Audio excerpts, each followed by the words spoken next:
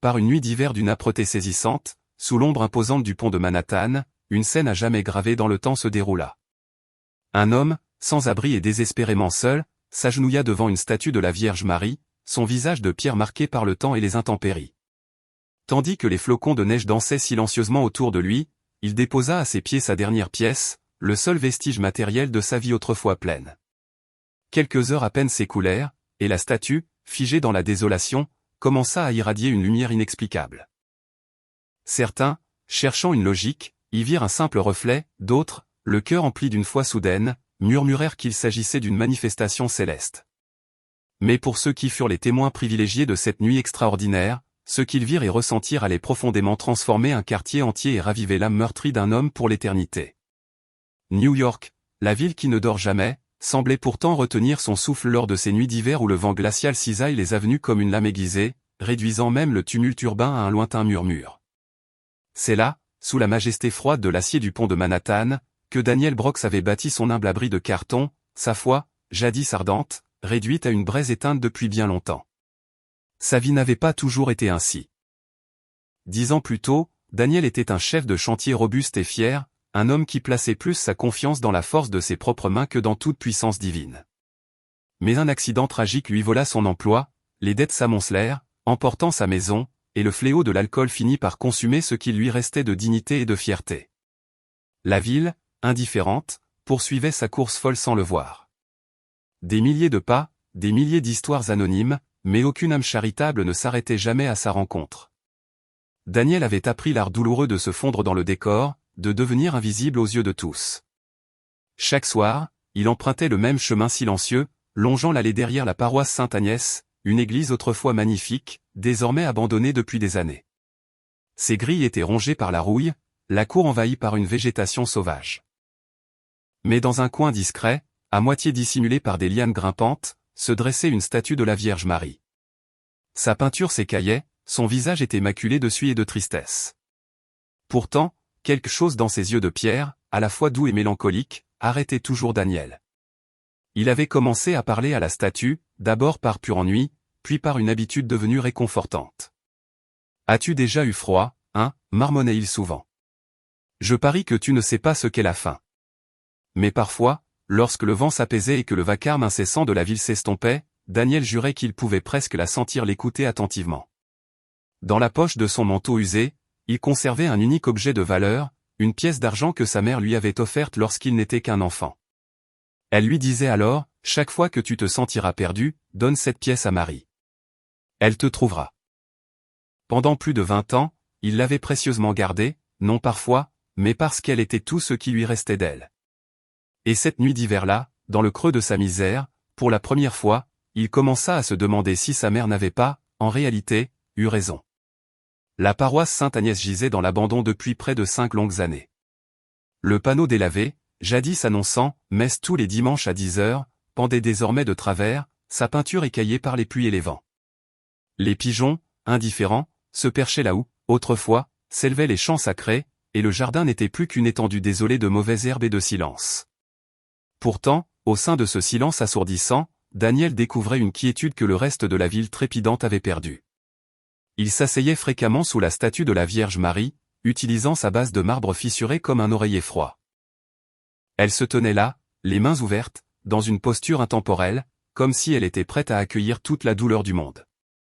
La peinture s'était écaillée de son visage, mais ses yeux, étrangement, ses yeux semblaient vivants, porteurs d'une compassion éternelle. « Tu en as marre de nous voir tout gâché » lui chuchotait-il, un sentiment de désespoir dans la voix. Bien sûr, personne ne lui répondait, mais Daniel continuait de parler sans relâche, déversant ses mots à cette oreille silencieuse. Il lui raconta l'accident qui avait brisé sa vie, les longues années passées à dormir sous les ponts, les nuits sans fin où le poids de la ville semblait trop écrasant pour survivre. Une nuit, l'air était plus mordant que jamais, un froid si intense qu'il brûlait les poumons. Daniel resserra son manteau déchiré et leva de nouveau les yeux vers la statue. « Je suppose que tu n'entends pas les types comme moi, » dit-il doucement, le regard perdu. « Moi non plus. » Puis, quelque chose d'étrange se produisit. Une chaleur ténue l'envahit, non pas venue de l'extérieur, mais de l'intérieur de son propre être. Un murmure si discret, si subtil, qu'il crut d'abord à une simple hallucination de son esprit épuisé. Donne-moi ce que tu as encore, résonna la voix. Daniel se figea, parcourant du regard les alentours. Personne, seulement le vent qui frôlait les grilles rouillées. Donne-moi ce que tu as encore, répétèrent les mots, non pas dans ses oreilles, mais au plus profond de sa poitrine, un écho vibrant. Il rit amèrement, un rire rempli de la tristesse d'une vie brisée. Ce que j'ai encore? Madame, je n'ai plus rien du tout. Mais cette nuit-là, alors qu'il s'allongeait exténué aux côtés de la statue, ces mots ne le quittèrent plus. Ils s'ancrèrent en lui comme un battement de cœur insistant qu'il ne pouvait ignorer. Et avant l'aube, au milieu du silence lugubre de la ville, il comprit exactement ce qu'elle lui demandait. Ce fut une nuit où le vent hurlait à travers les canyons de New York comme un animal blessé, une mélodie désespérée. Les flocons de neige tombaient sans relâche, fondant instantanément au contact de la peau gelée de Daniel. Il s'assit de nouveau devant la statue, son corps tremblant si violemment qu'il peinait à allumer la cigarette entre ses doigts engourdis. Sa main se glissa dans sa poche, y trouvant la pièce d'argent, lisse et patinée par des années à être frottée entre ses doigts, son seul trésor, son unique lien tangible avec sa mère disparue, et peut-être l'ultime preuve que quelqu'un l'avait jadis aimé.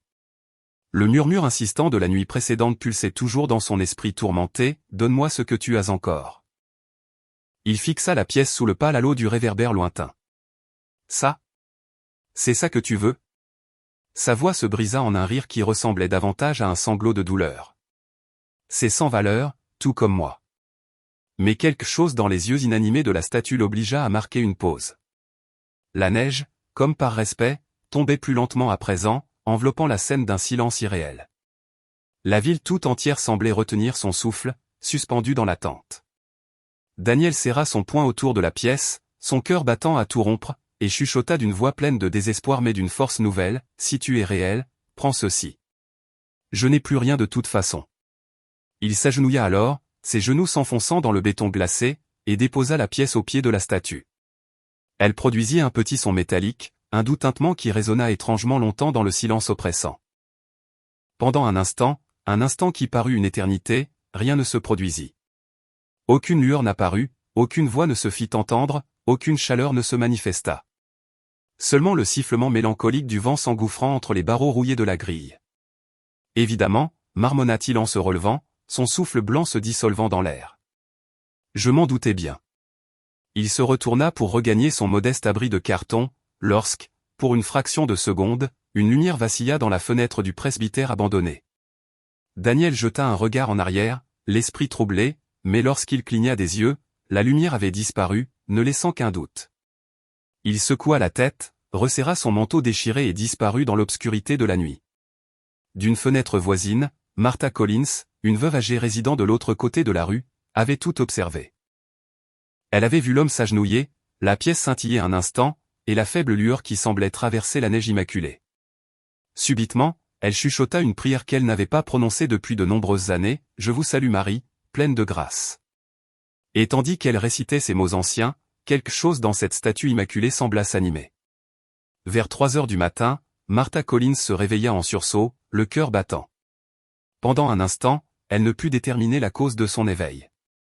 La ville était plongée dans un calme inaccoutumé, son appartement baigné d'une obscurité profonde.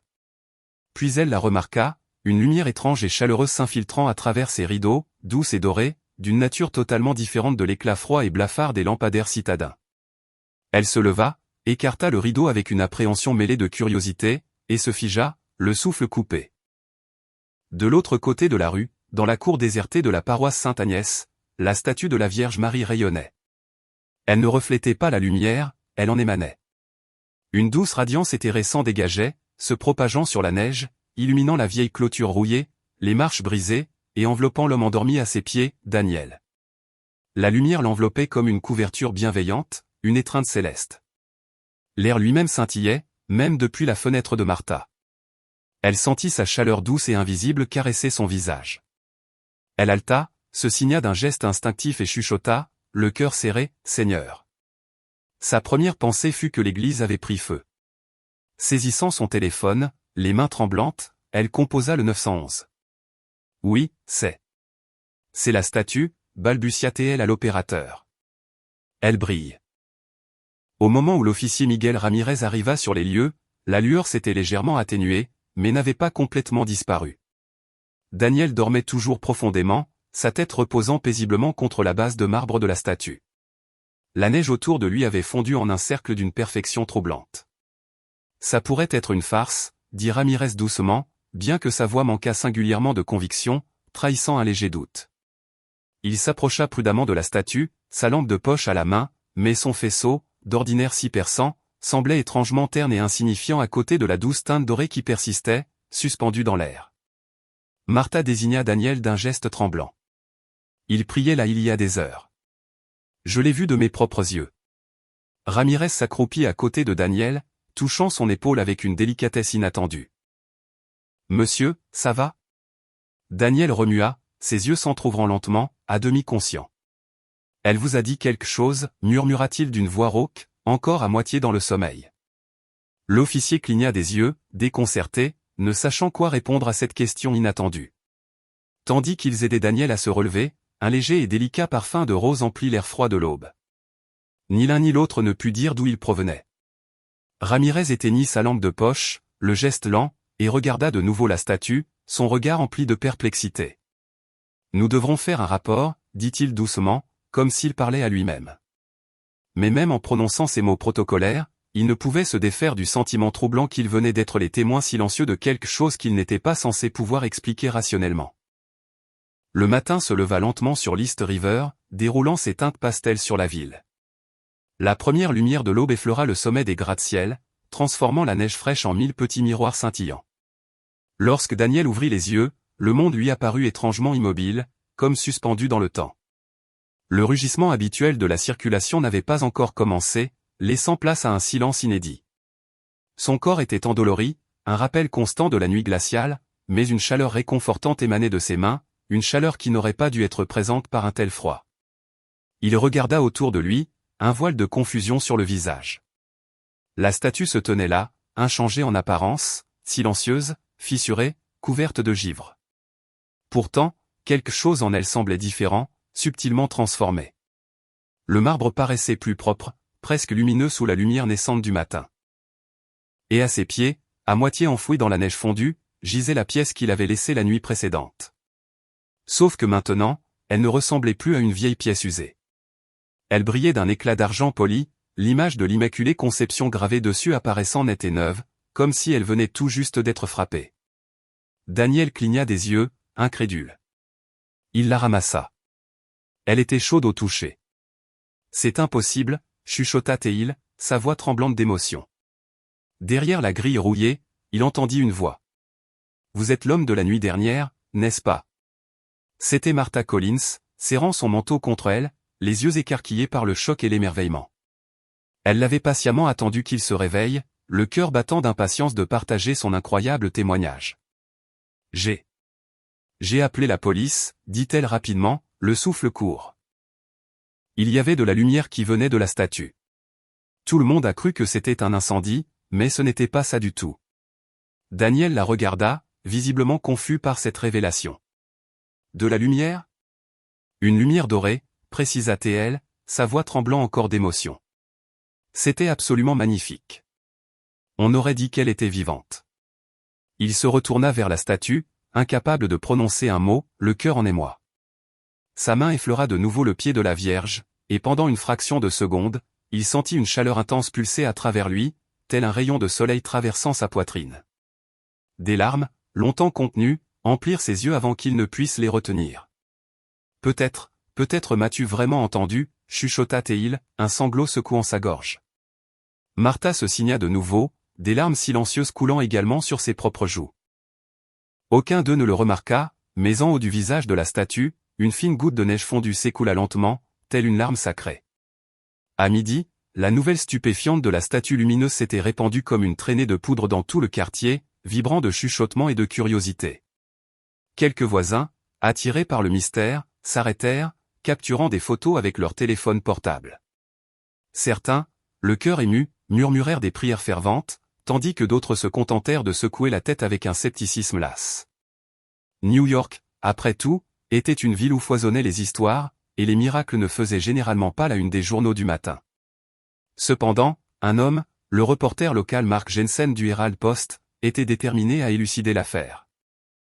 Il arriva avec une équipe de tournage et l'éternel sourire sceptique de celui qui a déjà formé son opinion avant même de commencer son enquête. Il avait couvert toutes sortes de faits divers, des escroqueries urbaines les plus grossières aux soi-disant apparitions les plus douteuses. Pour lui, cette histoire n'était qu'une énième illusion réconfortante, une fable pour les esprits crédules. Alors, c'est ici que la Vierge Marie a décidé de briller, hein, marmonna-t-il d'un ton sarcastique, franchissant la grille rouillée de l'église. L'officier Ramirez était toujours là, méticuleusement plongé dans la rédaction de son rapport. Nous ne disons pas que c'était un miracle, expliqua l'officier avec prudence. Juste quelque chose que nous ne pouvons pas expliquer. Marc sourit, un air d'autosuffisance sur le visage. Tout a une explication, officier. Il faut juste regarder d'assez près. Il installa sa caméra, vérifiant minutieusement les reflets potentiels, les sources de lumière parasites. Il n'y en avait aucune. Pas de projecteur dissimulé, pas de miroirs ingénieusement placés, pas de voiture passante qui aurait pu créer ce que Martha prétendait avoir vu. Puis Ramirez lui tendit quelque chose, une petite pièce étincelante. Elle a été trouvée juste ici, dit l'officier, désignant le sol. Le gars l'a laissée avant que la lumière n'apparaisse. Marc la retourna entre ses doigts, fronçant les sourcils. Le métal brillait avec une perfection presque surnaturelle. Il la tint au soleil, l'examinant. Pas la moindre ternissure, pas une seule égratignure. Elle a l'air toute neuve, murmura-t-il doucement, un brin de surprise dans la voix. Martha, debout à proximité, chuchota, elle n'était pas neuve hier. Marc l'ignora, préférant concentrer l'objectif de sa caméra sur la statue. Voyons quel genre de tour de lumière tu es, murmura-t-il avec défiance. Mais lorsqu'il zooma sur le visage de la Vierge, son écran vacilla une fois, puis deux, avant de se figer sur une image où les yeux de la statue semblaient scintiller d'une lueur interne. Pendant un instant suspendu, même Marc oublia de respirer, le scepticisme vacillant. Puis il cligna des yeux, réinitialisa la caméra d'un geste brusque et secoua la tête avec force. Coïncidence, marmonna-t-il, cherchant à se convaincre lui-même. Juste une coïncidence. Pourtant, alors qu'il rangeait son équipement avec une hâte inhabituelle, il ne put se défaire de l'étrange et persistante sensation que quelqu'un ou quelque chose le regardait partir, une présence invisible mais palpable. 2 jours plus tard, le diocèse, alerté par la rumeur, dépêcha un expert pour examiner la situation de plus près. Le père Thomas Rivera, un prêtre discret d'environ 70 ans, arriva à Sainte-Agnès juste après le lever du soleil. Il avait été témoin de bien des choses en 40 ans de ministère, des récits de statues qui pleurent, de crucifix qui saignent, et de visions qui s'évanouissaient dès l'apparition des caméras. Mais sa foi, profonde et inébranlable, ne résidait pas tant dans les signes mêmes que dans ce qu'ils éveillaient chez les gens, la transformation qu'ils opéraient dans les cœurs. La première chose qu'il remarqua fut la pièce. Daniel la conservait précieusement dans un petit morceau de tissu, refusant désormais de s'en séparer. Lorsque le père Thomas demanda à la voir, les mains du vieil homme tremblèrent légèrement en la lui tendant. « Vous l'avez trouvée ici ?» demanda doucement le prêtre, son regard bienveillant. « Non, mon père, je l'ai laissée. C'était celle de ma mère. Je la portais depuis que j'étais gamin, » répondit Daniel. Le prêtre la retourna, son front se plissa, puis une lueur de reconnaissance traversa ses yeux. « Ce n'est pas une pièce ordinaire, » murmura-t-il, sa voix chargée de sens. « C'est une médaille miraculeuse frappée à Paris il y a plus d'1 siècle. Regardez. » Il montra les mots gravés sur le bord, désormais lisibles avec une clarté nouvelle. « Ô Marie, conçue sans péché, priez pour nous qui avons recours à vous. » Daniel la fixa, les yeux écarquillés. « Je ne savais pas ça. Je pensais que c'était juste de l'argent, un simple souvenir. » Le père Thomas sourit faiblement, un sourire empreint de sagesse. Parfois, les plus petites choses portent en elles les plus grandes prières et les plus profonds mystères. Il se dirigea ensuite vers la statue. Le marbre portait encore de faibles traces de chaleur au toucher, un phénomène que même les officiers de police avaient remarqué. S'agenouillant, le prêtre chuchota une prière silencieuse, puis leva les yeux vers Daniel, son regard chargé d'une profonde compréhension. « Il ne s'agit pas de ce que vous avez donné, mon fils. Il s'agit du cœur qu'il a donné. » Daniel baissa les yeux, le regard vitreux, submergé par l'émotion. « C'était tout ce que j'avais. » « Exactement, » dit doucement le prêtre, hochant la tête. Et c'est précisément pourquoi le ciel l'a remarqué. Il se leva en brossant la neige de sa soutane. Je ferai rapport de ce que j'ai vu au diocèse, soyez en assurés. Puis, posant une main sur l'épaule de Daniel, il ajouta avec une gravité douce, mais les miracles, Daniel, ils ne commencent pas toujours dans les statues. Ils commencent ici. Il tapota doucement la poitrine de Daniel, soulignant la véritable origine de la transformation. Cette nuit-là, tandis que le père Thomas s'éloignait en voiture, jetant un dernier coup d'œil à l'ombre sombre de Sainte Agnès, il crut apercevoir, l'espace d'une seconde, une faible lueur. Non pas autour de la statue cette fois, mais dans la petite silhouette agenouillée à ses côtés, celle de Daniel, une lueur de renouveau. L'hiver commença lentement à desserrer son étreinte glaciale sur la ville. La neige fondit en flaques scintillantes qui reflétaient les anciennes grilles de l'église, et l'air commença à exhaler de nouveau le parfum humide de la terre qui se réveille. Daniel avait cessé de boire. Personne ne lui avait dit de le faire, le besoin, l'envie, avait simplement disparu, emporté par une grâce inattendue. Chaque matin, il se levait avant le soleil, rassemblait ses quelques affaires et marchait jusqu'à Sainte Agnès, armé d'un balai, d'un seau et d'une détermination tranquille, emplie d'espoir. Il frottait inlassablement les marches, arrachait les mauvaises herbes tenaces et nettoyait la suie qui salissait le visage de la statue de la Vierge Marie. Pour la première fois depuis des années, il travaillait de nouveau, non pas pour un salaire, mais pour la paix retrouvée de son âme. Les gens commencèrent à le remarquer, intrigués par son dévouement. Martha lui apportait du café chaud tous les matins, un geste de gentillesse. L'officier Ramirez passait quand il le pouvait, l'aidant à repeindre la clôture rouillée de l'église, une camaraderie inattendue. Même Mark Jensen, le reporter jadis sceptique, passa une fois en voiture, observant la scène depuis son véhicule en silence, son regard empreint d'une nouvelle réflexion. Le parvis de l'église, autrefois un lieu d'abandon, commença à revivre, à se transformer. Quelqu'un laissa des fleurs fraîches près de la statue. Un autre y déposa un petit mot, simple et touchant, « Merci pour la lumière ». Un soir, Daniel découvrit un petit groupe de sans-abris assis près de la grille, cherchant refuge. Ils demandèrent timidement s'ils pouvaient rester pour la nuit. Daniel sourit, un sourire authentique et chaleureux. « Bien sûr, répondit-il, il y a de la place pour tout le monde ici. » Ils partagèrent de la soupe ensemble, prièrent ensemble, certains pour la première fois depuis des années, retrouvant un sens perdu. La nouvelle se répandit discrètement, de bouche à oreille, Sainte Agnès reprenait vie. Le père Thomas revint souvent, trouvant toujours Daniel occupé à balayer ou à prier. Une fois, le prêtre lui dit avec tendresse, « Vous savez, Daniel, je crois que cette église avait autant besoin de vous que vous d'elle. » Daniel rit doucement, le cœur léger. « Je ne peux pas dire que j'ai jamais prévu de nettoyer une terre sainte, mon père, confessa-t-il avec humilité. La sainteté commence petit, répondit le prêtre avec un hochement de tête. Parfois avec un balai, parfois avec une simple pièce de monnaie donnée avec un cœur pur. Cette nuit-là, alors que le soleil se couchait derrière les gratte-ciel de la ville, la dernière lumière du jour vint caresser le visage rénové de la Vierge, et l'espace d'un instant, elle sembla esquisser un sourire. Pendant des jours, Mark Jensen ne put s'empêcher de penser à la statue, à la lumière, à Daniel. Il était rentré chez lui, avait rédigé son article sous le titre accrocheur, « Un sans-abri affirme qu'une statue a brillé après avoir offert une pièce ». Son rédacteur en chef fut ravi, les clics explosèrent, et les commentaires affluèrent, mi-moqueurs, mi-croyants. Cela aurait dû s'arrêter là, mais le phénomène persistait dans l'esprit de Mark. Quelque chose de cette nuit-là, la quiétude inattendue, le parfum de roses inexplicable, la façon dont la lumière avait frappé le visage de Daniel continuait de se rejouer inlassablement dans son esprit cartésien. Il tenta d'oublier, de se distraire en couvrant la politique, les affaires, le crime, mais les images de cette nuit-là ne le laissaient pas en paix, le hantaient. Un soir, il décida de revisionner les images, cette fois-ci, image par image, au ralenti. Au moment précis où Daniel déposa la pièce, il y eut un scintillement, non pas des phares d'une voiture, ni d'une source connue. Une douce lueur dorée remplit le cadre pendant moins d'une seconde, juste avant que le bruit statique ne vienne couper l'enregistrement de la caméra.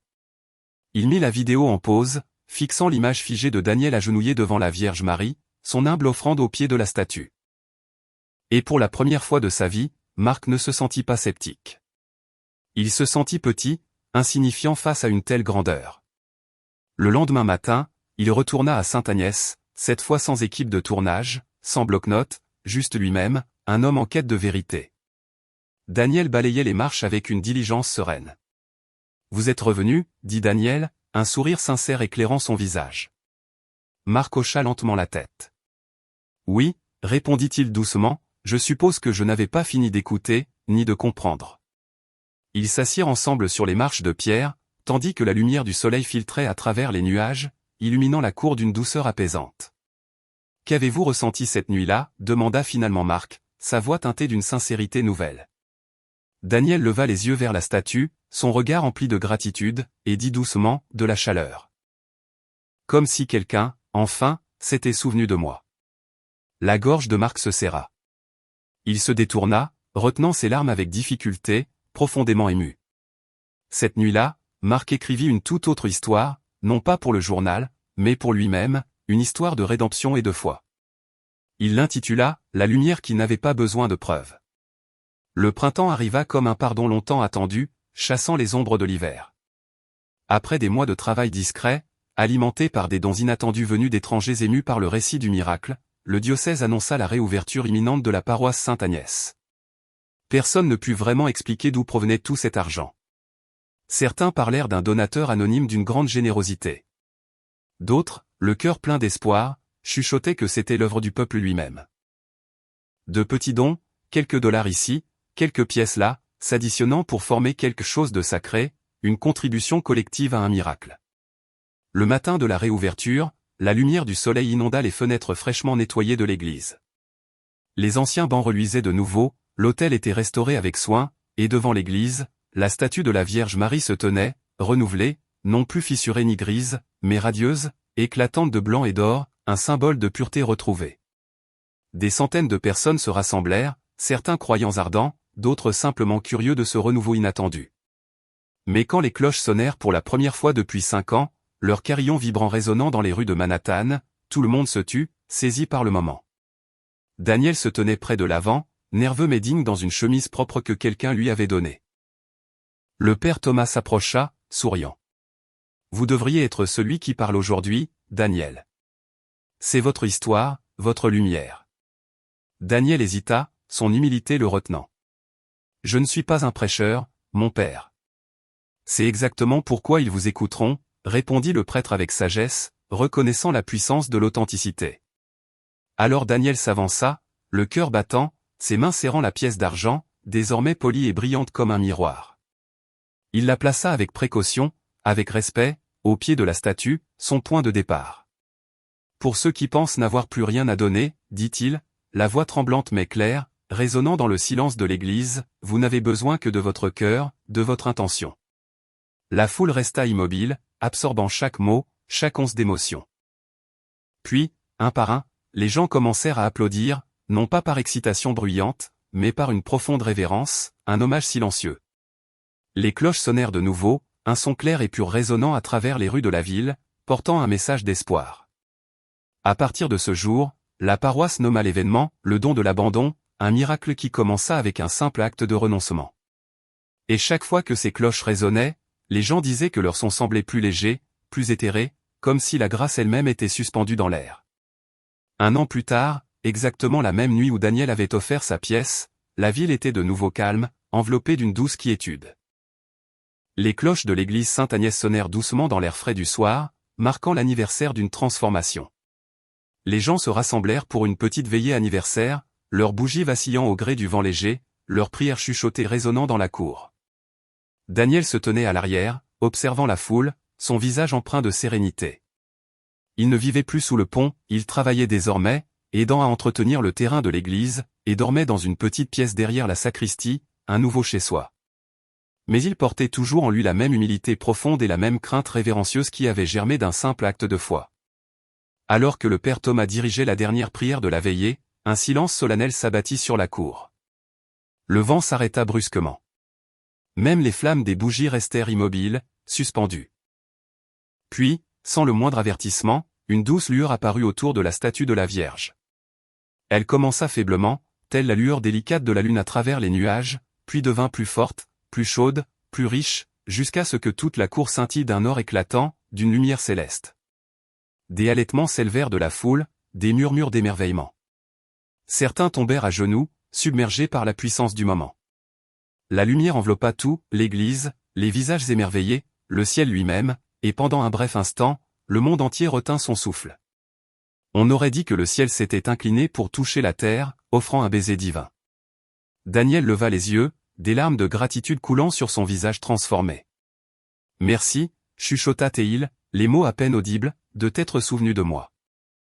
Et puis, aussi vite qu'elle était apparue, la lumière s'estompa doucement, ne laissant derrière elle que le silence profond et le son lointain et apaisant des cloches qui continuaient de résonner à travers la ville endormie.